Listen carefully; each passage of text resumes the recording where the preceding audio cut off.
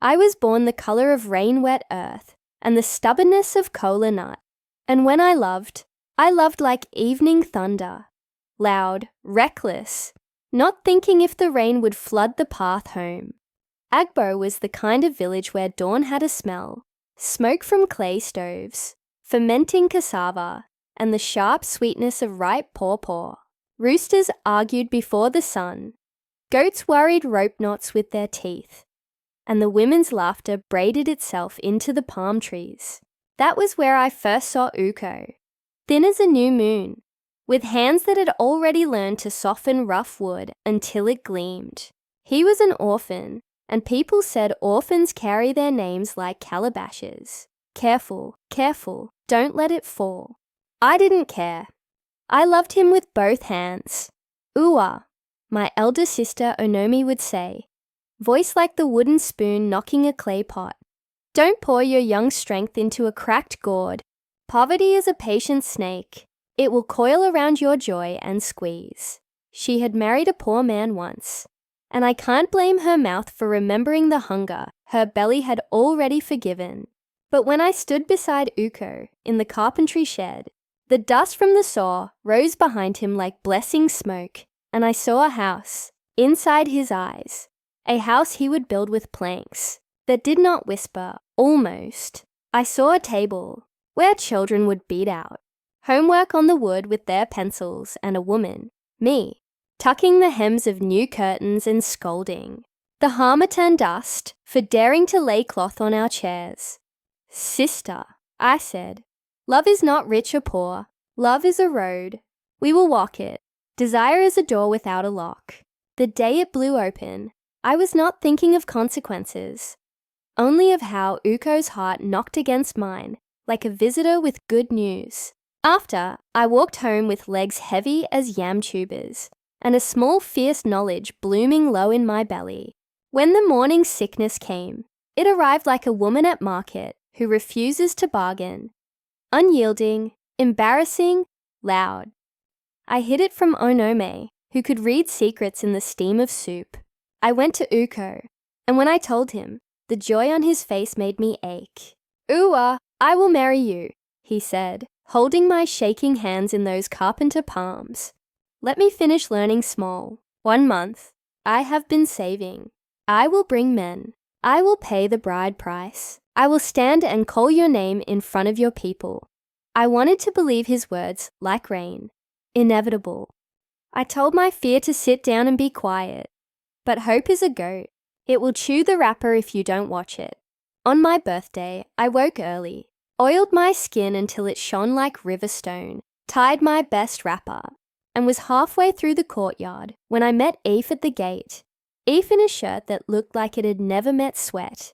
Eve smelling of money and the city. He stood there holding a cake, holding a big bag that gossiped of shoes and handbag and perfume. And behind him, my sister, Onome, was smiling like a cat that had tasted cream. I felt the anger rise, slow, hot, because happiness bought in a box cannot fit into a hungry heart. I hissed and walked past him, left the cake and the bag in my sister's hands, and went to Ukko's house.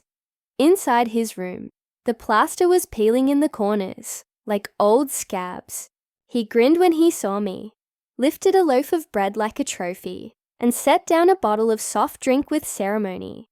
Happy birthday, my Ua, he said. This is your last birthday, as a single woman.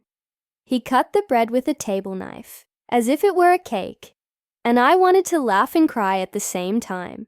I drank my half of the soft drink, which tasted like sugar and insistence, and smiled until my cheeks ached. Later, at home, that cake on the table looked like a question I could not answer. Onome sat me down, opened the bag, made a show. See the stitching, quality, see the leather. Efe is not wicked. He won't waste your youth. He will carry you. Her eyes were bright with relief and longing, and something in me cracked like dry firewood. I am pregnant, I said. The room held its breath. You are what? She whispered, grief and anger braiding themselves around her tongues. Why would you let that boy plant his empty pocket in your life? I told you. He said he will marry me. Onome laughed in a way that was not laughter. Men say, that is what mouths are for. She stood up, went out, came back with a small brown bottle, its label peeling. Drink, she said. Then go to your room. If you marry Aoife, we will do it well. No whispers. No pointing fingers. I will help you. The liquid burned my throat. The pain came like thunder running on bare feet. I buckled over it, bit the corner of my wrapper, so I would not wake the entire compound with my screaming. Morning found me empty. In a way I did not know a body could be empty. Go to Uko, Onome said gently now, wiping my forehead with her palm, like when we were small. Tell him what is true. End it. I will stand with you. I went. In Uko's room, the sawdust smelled suddenly like a funeral. I told him, not all of it, just enough to make my mouth taste like ash. He staggered under the words. It cannot be, he said. You were here yesterday. You did not say pain. His eyes begged the air to explain. I swear, I said, because some devils are polite until you invite them in. I swore. God forgive me, by heaven and earth, by the Bible on his shelf, with its gold edges dulled by years of Sunday. I swore that if I were lying, all the curses in those pages should find me. If I were lying, may the earth reject me when I die. I said it like a person building a bridge with palm fronds, light, careless. He believed me then, not because my oath was strong, but because my tears were louder than his doubts. I cannot continue, I said, voice shaking. We lost the child. We lost the road. Goodbye. And I left the carpenter tasting splinters in his mouth. Aoife married me quickly. The marriage was oil and soft chairs, and curtains that did not let dust touch them. The city held its own choir, horns, generators, preachers with megaphones who would not let Sunday rest. But inside Aoife's flat, there was quiet, appliances humming like obedient servants. He loved me with both hands, with gifts that cost more than houses in Agbo, with a tenderness that did not ask me to become smaller to fit his pocket. I tried to set down my past, like a basin of water on a flat stone. But pain leaves footprints. I kept feeling a tug low in my belly, like a child trying to wake me without noise. At the clinic, cold gel on my stomach. The doctor looked at the screen and said, "You are pregnant, madam. 1 heartbeat." He said more, something about multiples, something about 1 lost and 1 here. His words swam. My tongue sat heavy and dumb inside my mouth. I nodded. I walked out. I told Aoife we were expecting. He wept into my hair. When Tega came, he opened his eyes like an old man who had forgotten something important and was trying to remember. Aoife named him with both pride and gratitude. My sister came to do omugwo. And in the small hours when Tega fell asleep, I told her the secret that had been chewing my liver. She pressed her palm flat against her chest, then covered my mouth with her hand. "Never," she said, eyes wide. "Carry it to your grave. Let peace stay where it is." God knows I tried. Tega loved Aoife with a devotion that made the world simple again. He would run to his father's office door, knock with small knuckles, and wait for permission before barreling into Eve's lap. Aoife taught him how to say please and thank you to the gateman, how to greet elders with both hands, giving and receiving. I taught him the smell of rain, how to hear a story inside a pot of soup. We were a family stitched together by patience and selective memory. Illness walked into my room one Harmattan morning without removing its sandals. At first it was a cough that refused to apologize, then a fever that reheated itself every night. Aoife carried me from hospital to hospital as if I were a bride, and the corridors were red carpets, not tiled floors that echoed with familiarity. Test results came back with long names that sounded like Satan clearing his throat. Medications lined up on our bedside table, like defeated soldiers. I went thinner until my earrings touched my neck. When it was time for me to leave this world, I felt it like tide loosening its hands from a shore. I kissed Tega's forehead until he wriggled and laughed and told me, "Mummy, your kiss is too much." I put Eve's hand on my chest and said things that wives say when they know words soon will not obey their mouths. Then I closed my eyes, expecting the night to be quiet. I did not know the earth remembered promises. They took me home to Agbo, where grief wails have a pattern, and the women answer each other in rises and falls that would almost make you think they were singing for joy if you didn't listen to the words. Efe buried me in his compound as custom requires. 6 feet, the men said, deep enough to reassure those who measure love with shovels. The night fell properly. Goats coughed somewhere near the fence. The elders cleared their throats and told stories that kept death at a sociable distance. Morning came with the smell of wet earth and fresh sorrow. Efe stepped outside to breathe, and that was when he saw it. The coffin back up on the ground, my name still on it, the soil smooth as a well-swept yard. No sign a spade had bitten it. He ran back inside with eyes wide, like a boy who has seen a masquerade unmask itself. I was watching. Death is a door and also a window. You can't hold the living, but you can see how they carry your absence. Efe called Onome and her husband. Neighbors gathered and arranged their faces in that shape villagers use for calamity. Men came with spades. They dug, buried me again. Morning sent the coffin back, gentle but firm, like a stubborn mother returning a child to a task undone. The same again and again, until the village began to whisper against Eve's name, as if his money had taken my breath, and my grave was protesting the interest rate. Uko heard in his house, and paced the floor until planks complained softly under his feet. He did not come, not at first. A man is not welcomed in a rival's compound, even when grief unties belt buckles. The pastor spoke with a voice that had slept inside the scriptures. "There is an offense," he said. "Heaven and earth are witnesses." She called them once. They answered. The earth cannot hold what the mouth has forbidden it to hold. My sister's eyes moved from the coffin to the pastor and then to the dust. That night she did not sleep. Morning found her at Eve's door, mouth dry, secret heavy. She asked them to send for Uko. I saw him arrive in a clean shirt and borrowed courage.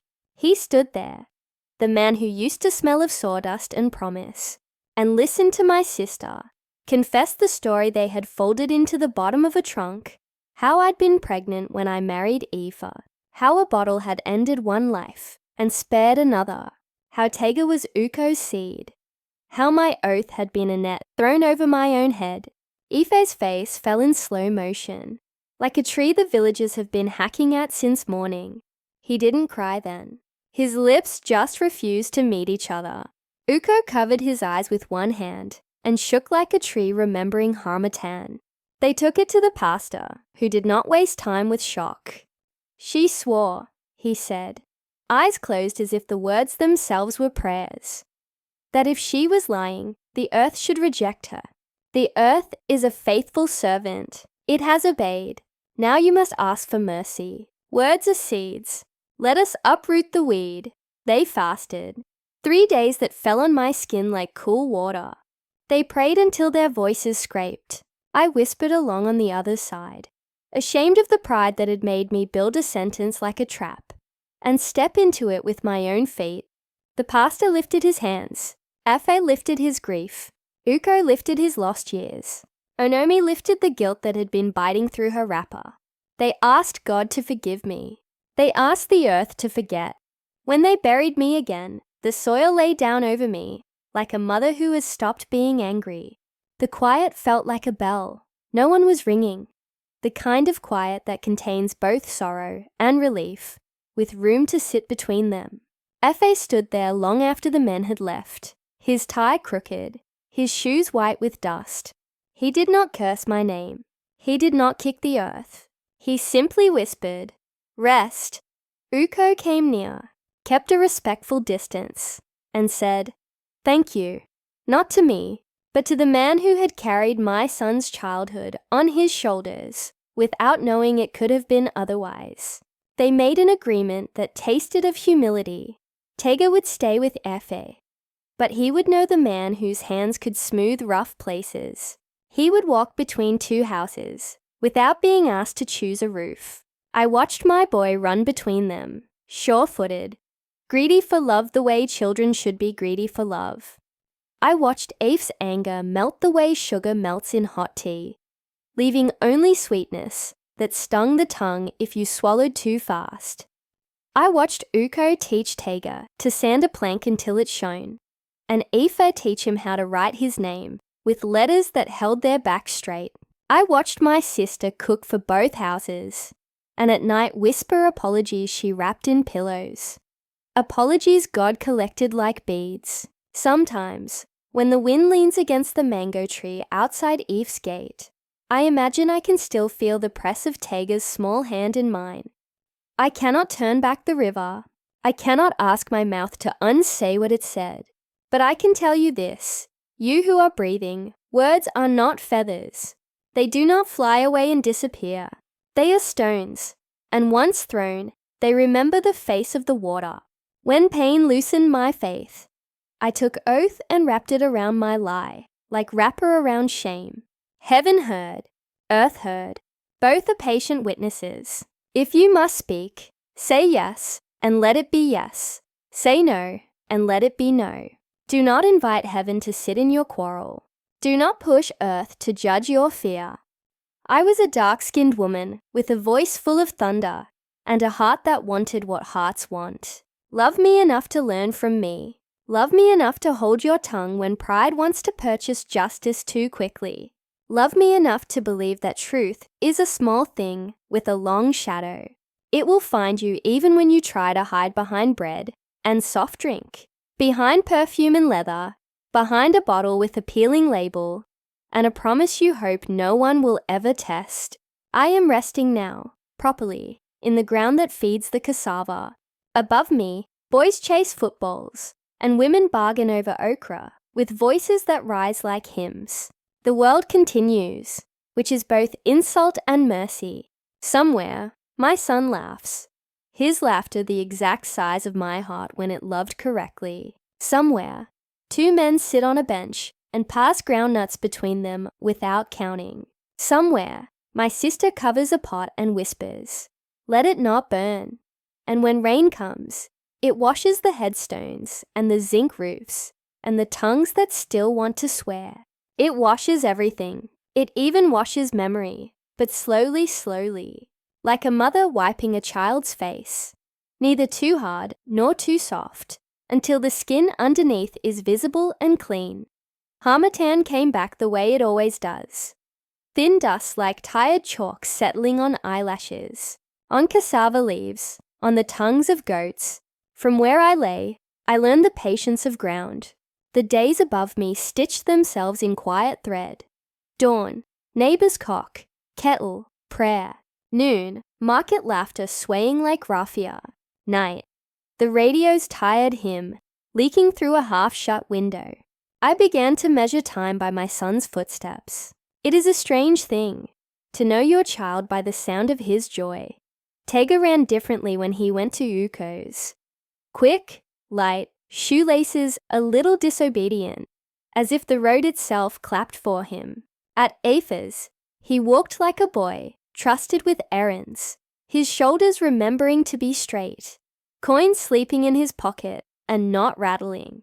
Between the men, he learned the vocabulary of love without anyone spelling it out. Eve's love was a careful ledger. Fees paid, uniforms ironed sharp enough to split carelessness in two. Questions asked and answered at the dining table, while Stew argued politely with Rice. Uko's love was in the way. A plank became a shelf became a place to keep storybooks, and a story became a bridge you could walk across without getting your shoes wet. On Saturdays, my sister would pound yam the old way, sweat shining on her forehead like small moons, the pestle remembering every family that had borrowed its weight. She fed both houses the same soup, so that peas tasted identical on different plates. Sometimes she stood in the doorway, looking at Tega bent over a book, and I knew she was speaking to me without moving her lips. Forgive me. Sister, I have already done it. The dead understand that all sin tastes of fear, and all apologies taste of salt. There was a night the generator failed in Ife's compound, and quiet came like a velvet cloth. He took Tega outside to count stars, as if numbers could pin down wonder. You see that one, he said, pointing. It is older than everybody you know, older than this house, older than your teacher's cane. Tega laughed and asked if stars were God's pepper grains poured into black soup. Efe laughed until the neighbors knew we were a household without quarrel. He told my son about savings, about never borrowing for things that do not outlive their receipt. Tega listened with one ear, and with the other he kept the night's secret, the way crickets refuse to let silence be lonely. On Sunday afternoon at Uko's, a different school opened. Hold the sandpaper with your palm, not your fingers, he told the boy. Let it learn your kindness. Tega worked in soft circles, and the wood answered with a quiet shine like shyness. Smell that? Uko asked. That is how patience smells. They oiled the surface until it carried a small moon on its back. The window. When you are angry, leave the room you are in, Uko said, not looking at the child. Go to the room inside you, where your mother taught you to breathe. I had indeed taught him that. Hand on chest. Count to 5. Name one true thing about the world. The wall is white. The soup is hot. Your name is yours. Sometimes Ife would meet Uko on the road, both men pretending the surprise was unplanned. Both men standing the way trees stand when they know the soil they share is generous, not jealous. They learned to speak in the grammar of what did not break them. How is he reading? Better. His teacher says he argues with commas. Good. You must distrust any sentence that rushes. They traded groundnuts the way boys trade marbles, 2 at a time, cracking shells with the teeth God gave them, not the one the city sells. I watched my son carry 2 surnames inside his chest without becoming heavier. When he fell and bruised his ankle, he limped with equal drama to both houses. First for plaster, then for praise. Efe kissed the top of his head. My man next time. The ground will not win. And Uko blew on the wound. Next time. Greet the ground before you run. The boy learned that love can have 2 accents and still mean the same thing. But grief has a long tail. It brushes against doors, even when you think it has gone to sleep. There was a morning Tega woke before dawn and asked Aoife, Daddy, where is Mummy when it rains? Efe swallowed something large and invisible. Your mother is where the rain begins, he said, voice a little husky, so that when you feel it on your skin, you'll remember she asked the clouds to be gentle. Later, at Uko's bench, Tega asked, Papa Uko, why did Mummy go? Uko looked at the plank he was planing, and the shaving curled away like a ribbon. Because love is stubborn, and bodies are not, he said finally. But your mother's stubbornness is the rain. It returns. When the first term closed, prize-giving day arrived with chairs that complained under aunties, and microphones that forgot how to be humble. Tega stood small and bright like a new coin. They called his name for handwriting, for science, for conduct. Ife clapped like a man who had built a table and now saw it survive its first load. Uko did not clap loudly. His hands went together steady, steady, as if keeping time for the boy's heartbeat. Onomi cried the way women cry when their throat remembers both pepper and honey. I was there too, on the edge of the field where the mango's shadow had decided to forgive the sun. The certificates fluttered in my son's hand, like birds who had mistaken paper for sky. That evening, Efe and Uko walked side by side to the junction, returning borrowed chairs, returning borrowed joy. Thank you, Eve said, and the words did not reduce him. Thank you, Uko answered, and the words did not bind him. They spoke of school fees and growth spurts, of the tailor that never met a deadline he could not miss, of the road to Ugbo that needed repair as if potholes were heritage. Men talk like that when they have made peace with the place their feet stand. I am learning to forgive my mouth. The oath I swore was a machete swung in tall grass. It did not know whether it would cut yam vine or ankle. I think of all the times women's tongues have been asked to carry more than their backs, to promise beyond their breath, to jury and judge and jail themselves, because shame arrived, dressed like justice. If I could send a small folded note to the living, I would write, "Speak softly when fear stands beside you. Do not hire heaven to enforce your panic. Truth does not need soldiers. It needs light and a place to sit. On Harmattan nights, when the wind scrapes the zinc like a broom made of bones, I tell stories to the ants that insist my grave is a corridor.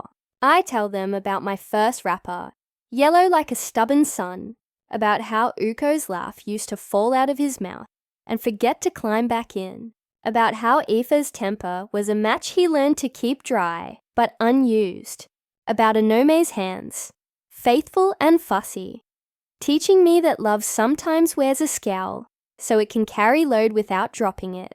The ants listen, the way good children listen. And in the morning, they sweep paths the way my sister used to sweep our mother's yard. 2 strokes for duty, 1 for pride. One dusk, a storm tested the village fence. Rain came crooked, sideways, with small stones of anger. Tega ran from Uko's to Aoife's under it, and then back again, laughing at thunder like it was an uncle he trusted. "Mummy," he shouted into the wet. "I know it is you." He stood in the middle of the compound, clothes clinging, hair a small forest of stubborn curls, and he opened his arms to the sky. In that moment, it felt as if the clouds had borrowed my chest. I pressed my blessing through them. My boy, grow. Grow gentle, grow brave. Let your yes be yes, your no be no. Your silence make room for the things you cannot yet name. And when you love, love with both hands. But keep one hand free to lift yourself when the ground asks you to learn. The rain softened. The frogs began their choir, rude and on key. Aoife called from the veranda, "Inside, before you catch cold." And Uko whistled that whistle all boys obey. Tega ran toward both voices, and neither man asked him to choose. Above, a star argued with a cloud and then decided to share the sky. Below, in the red earth that has forgiven me, I smiled until the dust remembered it could be water.